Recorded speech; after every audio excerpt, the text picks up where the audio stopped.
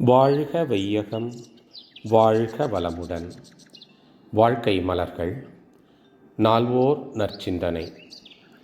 ஜூலை 21. தலைப்பு: நமது துறை. நமது உலக சமுதாய சேவா சங்கத்தின் நோக்கம் மனித வாழ்வில் அமைதி காண்பதேயாகும்.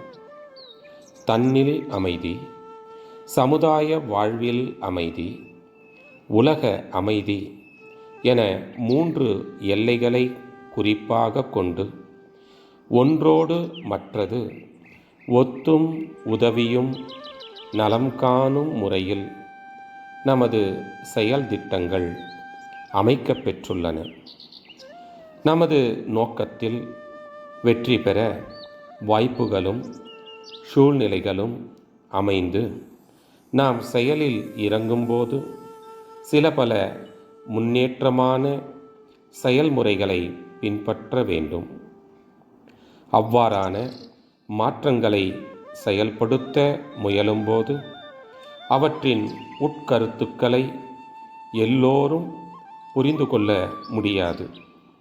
அவரவர்கள் அறிவு வளர்ச்சி பெற்றுள்ள அளவில் அவர்கள் வாழ்வில் கண்ட அனுபவங்கள் வரையில் எல்லை கட்டிக்கொண்டு அந்த எல்லைக்கு உட்பட்டே எல்லோரும் எல்லா நிகழ்ச்சிகளும் செயல்முறைகளும் உருவாக வேண்டும், நடைபெற வேண்டும் என்று எண்ணுவது இயல்பு.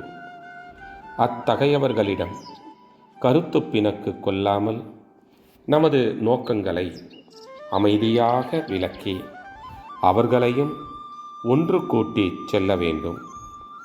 நமது நோக்கம் உலக அமைதி, நமது செயல்முறை தொண்டு, நமது துறை ஆன்மீகம், அருள் விளக்கம், யோகம்.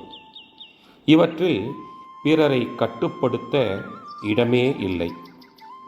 ஒவ்வொருவரும் தம்மை தாம் தகுதியாகவும் இனிமையாகவும் சீரமைத்து கொள்ள வேண்டும்.